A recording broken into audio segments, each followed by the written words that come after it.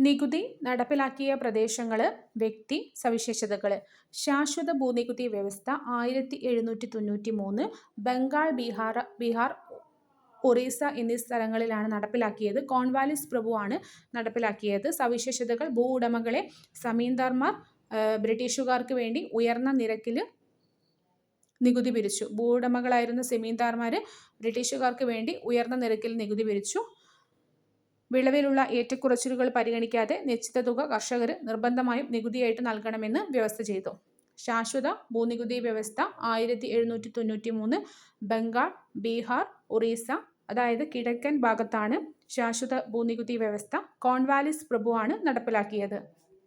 Right വാരി സമ്പ്രദായം 1820 ദക്ഷിണേന്ത്യൻ ഡെക്കാൻ പ്രദേശം. തോമസ് മൺറോ, അലക്സാണ്ടർ റീഡ് കർഷകരെ ഭൂ ഉടമകളായി പരിഗണിച്ചു. ബ്രിട്ടീഷുകാർ കർഷകരിൽ നിന്ന് നേരിട്ട് നികുതി പിരിച്ചു. നികുതി നൽകുന്നതിൽ വീഴ്ച വരുത്തുന്നവർക്ക് കർഷകരുടെ ഭൂമി ബ്രിട്ടീഷുകാർ പിടിച്ചെടുത്തു. അപ്പോൾ ഇതിൽ നമ്മൾ സ്ഥലം അതുപോലെ തന്നെ ആൾക്കാർ പഠിച്ചു വയ്ക്കും. മേ ബി ക്വസ്റ്റ്യൻ കർഷകരിൽ നിന്ന് നേരിട്ട് ബ്രിട്ടീഷുകാർ നികുതി പിരിച്ചിരുന്നത് ഏത് സമ്പ്രദായത്തിലാണെന്ന് ചോദ്യം വരാം. അപ്പം നമ്മളതിൻ്റെ സവിശേഷതകളും പഠിച്ചിരിക്കേണ്ടതുണ്ട്. റൈറ്റ് വാരിയാണ്. കർഷകരെ ഭൂ ഉടമകളായി പരിഗണിച്ചു. അതുകൊണ്ട് തന്നെ അവരിൽ നിന്ന് നേരിട്ട് നികുതി വാങ്ങി. റൈറ്റ് വാരി സമ്പ്രദായം 1820. ഇത് നമ്മുടെ ദക്ഷിണേന്ത്യൻ മേഖലയിലെ ഡെക്കാൻ പ്രദേശങ്ങളിലാണ്. Thomas Munro, Alexander Read. Mahalwari സമ്പ്രദായം 1822 ഉത്തരേന്ത്യൻ മധ്യ പഞ്ചാബ് മേഖലകളിലാണ്. ഹോൾട്ട് മക്കൻസിയാണ് നേതൃത്വം നൽകിയത്. ഗ്രാമത്തെ ഒരു യൂണിറ്റായിട്ട് കണക്കാക്കി നികുതി പിരിച്ചു. നികുതിയിൽ വീഴ്ച വരുത്തുന്നവരെ ഗ്രാമത്തെ ബ്രിട്ടീഷ് ഇന്ത്യയോട് കൂട്ടിച്ചേർത്തു. ആദ്യത്തേത് ശാശ്വത ഭൂനികുതി വ്യവസ്ഥ 1793. അതിനുശേഷം റൈറ്റ് വാരി 1820, മഹൽവാരി 1822. ഇയർ ഇമ്പോർട്ടൻ്റ് ആണ്. മഹൽവാരി 1822, റൈറ്റ് വാരി 1820, ശാശ്വത ഭൂനികുതി 1793. ഇതിൽ മഹൽവാരി ഉത്തരേന്ത്യ മധ്യ പഞ്ചാബ് പ്രദേശങ്ങളിലാണ്. റൈറ്റ് വാരി ദക്ഷിണ ഡെക്കാൻ മേഖലകളിൽ. ശാശ്വത ഭൂനികുതി കിഴക്കൻ പ്രദേശങ്ങളായ ബംഗാൾ, ബീഹാർ, ഒറീസ. ഇതിൽ കർഷകരിൽ നിന്ന് നേരിട്ട് ഭൂ ഉടമകളാക്കി സങ്കല്പിച്ച് നികുതി പിരിച്ചിരുന്നത് റൈറ്റ് വാരിയാണ്. അത് നമുക്കൊരു കോഡിൽ റൈറ്റ് നേരെ പോയി കർഷകരിൽ നിന്ന് വാങ്ങി എന്ന രീതിയിൽ ആലോചിച്ച് വയ്ക്കാം. മഹൽവാരിയിൽ ഗ്രാമങ്ങളെ യൂണിറ്റ് ആക്കിക്കൊണ്ടാണ് നികുതി പിരിച്ചിരുന്നത്. ശാശ്വത ഭൂനികുതി വ്യവസ്ഥയിൽ സെമീന്ദാർമാരാണ് നികുതി പിരിച്ചിരുന്നത്. ശാശ്വത ഭൂനികുതി വ്യവസ്ഥ കോൺവാലിസ് പ്രഭു. Ryotwari Thomas Munro and Alexander Read. Mahalwari Holt Mackenzie. Neel Darpan ബംഗാളിലെ നീലം കർഷകർ അനുഭവിക്കുന്ന ദുരിതങ്ങളെ ആസ്പദമാക്കി 1860 ദീനബന്ധു മിത്ര രചിച്ച നാടകമാണ് നീൽ ദർപ്പൺ. നീൽ ദർപ്പൺ അതൊരു നാടകമാണ്. രചിച്ചത് ദീനബന്ധു മിത്ര. വർഷം 1860. ഇതിലെ വിഷയം ബംഗാളിലെ നീലം കർഷകർ അനുഭവിച്ചിരുന്ന ദുരിതങ്ങളാണ്. നീൽ ദർപ്പൺ നാടകമാണ്. രചിച്ചത് ദീനബന്ധു മിത്ര. 1860 നീലം കർഷകർ അനുഭവിച്ചിരുന്ന പ്രശ്നങ്ങളാണ് ഇതിൻ്റെ വിഷയം. ഇന്ത്യയിൽ നടന്ന ഒരു ഗോത്രവർഗ കലാപമാണ് മുണ്ട കലാപം. ഇതിനെ ഉൽഗുലാൻ എന്നും അറിയപ്പെടുന്നുണ്ട്. ഉൽഗുലാൻ എന്നാൽ വലിയ കോലാഹലം എന്നാണ് അർത്ഥം, അല്ലെങ്കിൽ വലിയ ഇളക്കം. ഇന്നത്തെ ജാർഖണ്ഡിലെ മുണ്ട ഗോത്ര വിഭാഗങ്ങളുടെ ജനവാസ മേഖലയിൽ ബ്രിട്ടീഷ് കൊളോണിയൽ ഭരണത്തെ തകർത്ത് മുണ്ട രാജ് സ്ഥാപിക്കാൻ ശ്രമിച്ച ബിർസ മുണ്ടയാണ് കലാപത്തിന് നേതൃത്വം നൽകിയത്. ഈ കലാപത്തിന്റെ കാരണങ്ങൾ ബ്രിട്ടീഷ് കൊളോണിയൽ ചൂഷണവും ഭൂമി ഏറ്റെടുക്കലും പണമിടപാടുകളും വ്യാപാരികളുടെ സാമ്പത്തിക ചൂഷണവുമാണ്. ഉൽഗുലാൻ മുണ്ട കലാപവുമായി ബന്ധപ്പെട്ടതാണ്. വലിയ കോലാഹലം അല്ലെങ്കിൽ വലിയ ഇളക്കം എന്നാണ് അർത്ഥം. ഇത് ജാർഖണ്ഡിലാണ് നടന്നത്. നേതൃത്വം നൽകിയത് ബിർസ മുണ്ട. ബിർസ മുണ്ടയെ കേന്ദ്ര കഥാപാത്രമാക്കി ഇക്ബാൽ ദുരാനി രചിച്ച കൃതിയാണ് ഗാന്ധി സെ പെഹലെ ഗാന്ധി. ഗാന്ധി സെ പെഹലെ ഗാന്ധി രചിച്ചത് ഇക്ബാൽ ദുരാനി. ഗാന്ധി സെ പെഹലെ ഗാന്ധി, ഇക്ബാൽ ദുരാനി. ബിർസ മുണ്ടയെ കേന്ദ്ര കഥാപാത്രമാക്കിയിട്ടാണ് ഗാന്ധി സെ പെഹലെ ഗാന്ധി രചിച്ചത്. ബിർസ മുണ്ടയെ കേന്ദ്ര കഥാപാത്രമാക്കി മഹാശ്വേതാദേവി രചിച്ച കൃതിയാണ് ആരണ്യ അധികാർ.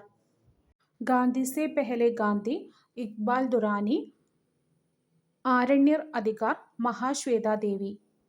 സ്ത്രീ മുന്നേറ്റം. ബ്രിട്ടീഷുകാരുടെ നയങ്ങൾ ഇന്ത്യയിലെ ഭരണാധികാരികളെയും ബാധിച്ചു. ബ്രിട്ടീഷുകാർക്കെതിരെ ആയുധമെടുത്ത് പോരാടിയ ധീരവനിതയായിരുന്നു കിട്ടൂർ റാണി ചെന്നമ്മ. മറാത്ത ഭരണത്തിന്റെ മേൽക്കോയ്മ അംഗീകരിച്ച കർണാടകയിലെ നാട്ടുരാജ്യമായിരുന്നു കിട്ടൂർ. മൂന്നാം ആംഗ്ലോ മറാത്ത യുദ്ധത്തിൽ ബ്രിട്ടീഷുകാർ വിജയിച്ചതോടെ കിട്ടൂർ പ്രദേശം ഇംഗ്ലീഷ് ഈസ്റ്റ് ഇന്ത്യാ കമ്പനിയുടെ നിയന്ത്രണത്തിലായി. ശിവലിംഗ രുദ്രദേശായി ആയിരുന്നു കിട്ടൂരിന്റെ ഭരണാധികാരി. കിട്ടൂരിന്റെ ഭരണാധികാരിയുടെ പേര് ശിവലിംഗ രുദ്രദേശായി. കിട്ടൂരിന്റെ ഭരണാധികാരി ശിവലിംഗ രുദ്രദേശായി. അദ്ദേഹത്തിന്റെ മരണശേഷം വിധവയായ ചെന്നമ്മ ഒരു ആൺകുട്ടിയെ ദത്തെടുക്കാൻ തീരുമാനിച്ചു. ഇത് ഇംഗ്ലീഷ് ഈസ്റ്റ് ഇന്ത്യാ കമ്പനി തടയുകയും കിട്ടൂരിനെ ബ്രിട്ടീഷ് ഇന്ത്യയോട് കൂട്ടിച്ചേർക്കുകയും ചെയ്തു.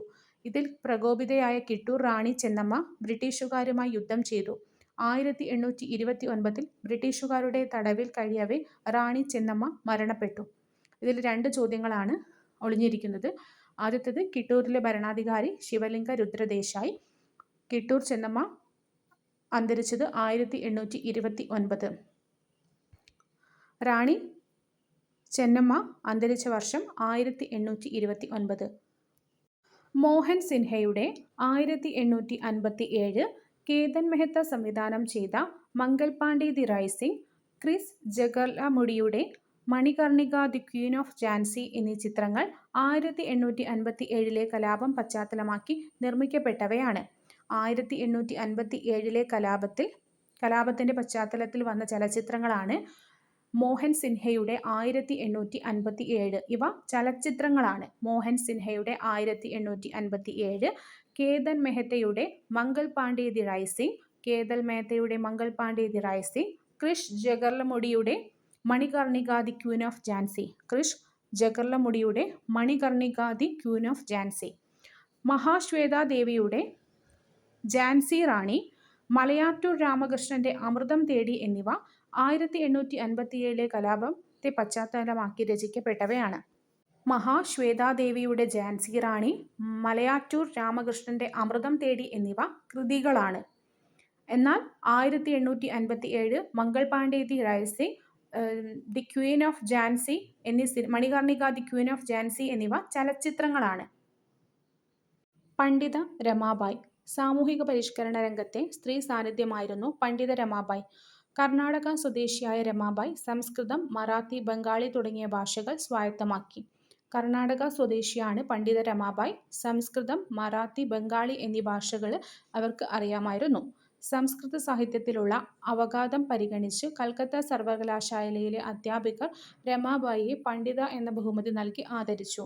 പണ്ഡിത രമാബായ് ശൈശവ വിവാഹത്തിനെതിരെ നിലകൊള്ളുകയും വിധവകളുടെയും പെൺകുട്ടികളുടെയും വിദ്യാഭ്യാസത്തിനു വേണ്ടി നിരവധി സ്കൂളുകൾ ആരംഭിക്കുകയും ചെയ്തു.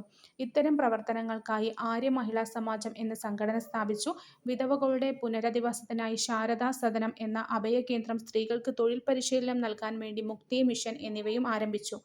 1889 ബോംബെയിൽ വെച്ചു നടന്ന ഇന്ത്യൻ നാഷണൽ കോൺഗ്രസിന്റെ സമ്മേളനത്തിൽ ഇവർ പങ്കെടുത്തു. പണ്ഡിത രമാബായ് പങ്കെടുത്ത കോൺഗ്രസ് സമ്മേളനം 1889 ബോംബെ സമ്മേളനം. പണ്ഡിത രമാബായ് പങ്കെടുത്ത സമ്മേളനം 1889 ബോംബെ സമ്മേളനം.